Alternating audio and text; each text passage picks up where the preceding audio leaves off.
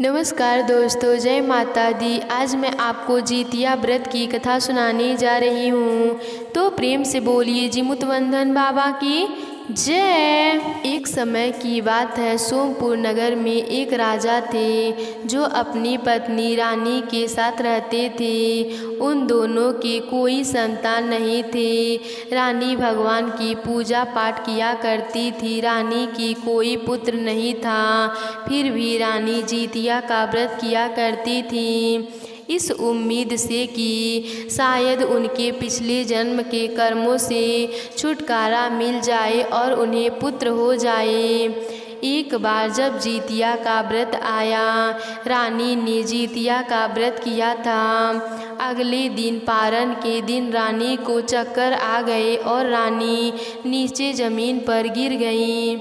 उनकी दासी ने उनको उठाया और उनकी नस चेक किया तो वह रानी से बोली, बधाई हो रानी साहिबा, आप माँ बनने वाली हैं। रानी बोली, क्या यह चक्कर आना यही वजह थी? दाई माँ जी, हाँ रानी साहिबा, यही वजह थी। आने वाले 9 महीने में आप एक बच्चे को जन्म दोगी। रानी खुश हो गई और बोली, महाराज महाराज। तब राजा बोले, रानी हमने सब सुन लिया है, यह तो होना ही था। आप इतनी भक्ति भाव से जितिया का व्रत करती हैं, जी मुतवंदन बाबा से आपको आशीर्वाद तो मिलना ही था।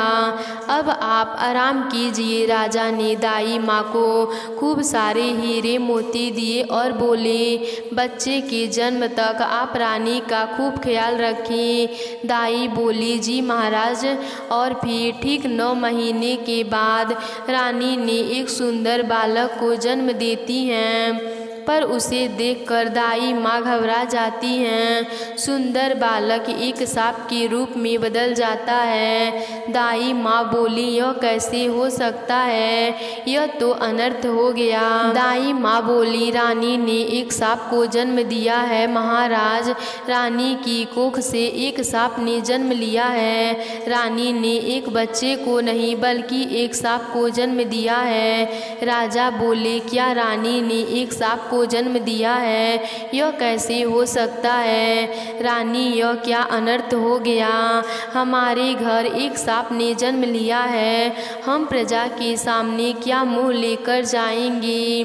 सभी मंत्री और सलाहकारों ने राजा को सलाह दी, महाराज अब इस समस्या का एक ही हल है, या तो इस सपोले को मार दिया जाए या जंगल में छोड़ दिया जाए।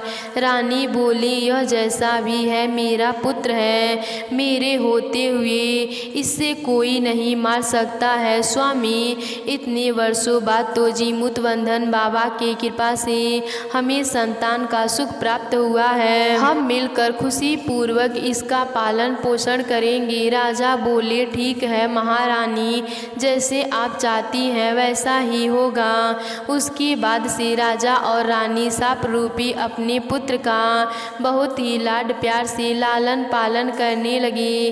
धीरे धीरे वह सांप बड़ा होने लगा और अब राजा और रानी को उसके विवाह की चिंता सता रही थी। रानी बोली, महाराज हमारा पुत्र वीरवान अब बड़ा हो गया है, हमें उसका विवाह करा देना चाहिए। राजा बोले, हमारा पुत्र एक सांप है, कौन करेगा उससे विवाह? लेकिन फिर भी मैं एक कोशिश करूँगा। राजा ने आसपास के सभी राज्यों से उनकी कन्याओं की विवाह करने के लिए कहा, पर पुत्र की सच्चाई को जानकर कोई भी अपनी कन्या का विवाह करने को तैयार नहीं था। राजा बोले, रानी हमारे पुत्र के साथ विवाह करने से सबने मना कर दिया, पर हम एक कोशिश अवश्य करेंगे। हमारे एक पुराने मित्र हैं, उनकी एक पुत्री है, उनकी पुत्री से मैं विवाह करने को कहूँगा। रानी बोली, यदि हो जाए तो आप जरूर कीजिए, तो हमारे पुत्र की शादी हो जाएगी और उनका घर संसार बस जाएगा। आप जी मुतवाहन बाबा का नाम लेकर जाइए, सब ठीक हो जाएगा। राजा अपने मित्र के पास गए। उनका मित्र उन्हें देखकर बहुत प्रसन्न हुआ। राजा बोले, मित्र, तुम हमारे पुराने मित्र हो।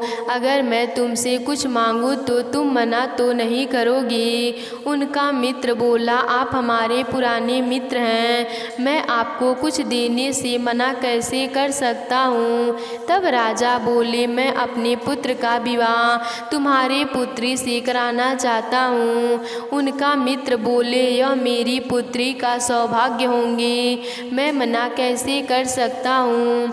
राजा बोले, मैं चाहता हूँ कि एक बार तुम मेरे पुत्र से मिल लो। राजा के मित्र बोले, कैसी बातें कर रहे हो मित्र, क्या मैं नहीं जानता कि तुम मेरी बेटी के लिए जो भी करोगे वह अच्छा ही होगा।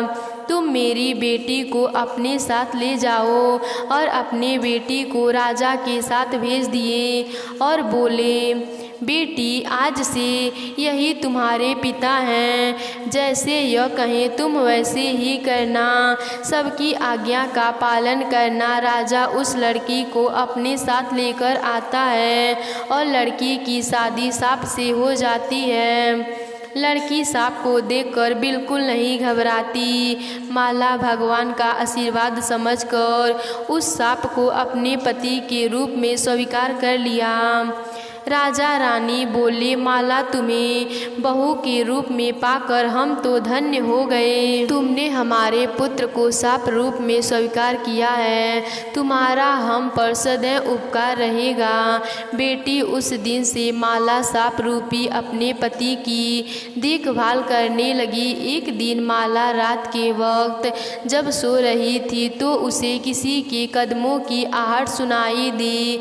तो वह अचानक से उठी और बोली, कौन हो तुम और यहाँ मेरे कमरे में कैसे आए? यह मेरे पति का मृत शरीर जमीन पर कैसे पड़ा है? तब वह लड़का बोला, माला, घबराओ नहीं, मैं ही तुम्हारा पति हूँ और आज तुम्हारे कारण ही मुझे सांप शरीर से मुक्ति मिली है। मैं एक श्राप के कारण सांप योनि में चला गया था। पिछले जन्म में हम दोनों पति पत्नी थे और तुमने जितिया का व्रत किया था, लेकिन तुम्हारा जितिया का व्रत करना मुझे अच्छा नहीं लगा और मैंने जानबूझकर तुम्हारा व्रत तोड़वा दिया। इस वजह से जीमुतवंधन बाबा प्रकट हुए और मुझे श्राप दे दिए कि मेरा जब जन्म होगा तो मैं सांप के योनि में पैदा होऊंगा। लेकिन तुमने मुझे सांप के रूप में स्वीकार कर लिया। मेरा प्रेम भाव से सेवा की, जितिया व्रत किया। जीमुत बाबा की कृपा हुई और आज मुझे श्राप योनि से मुक्ति मिल गई। तब माला बोली, हाँ स्वामी, मुझे सब कुछ याद आ गया।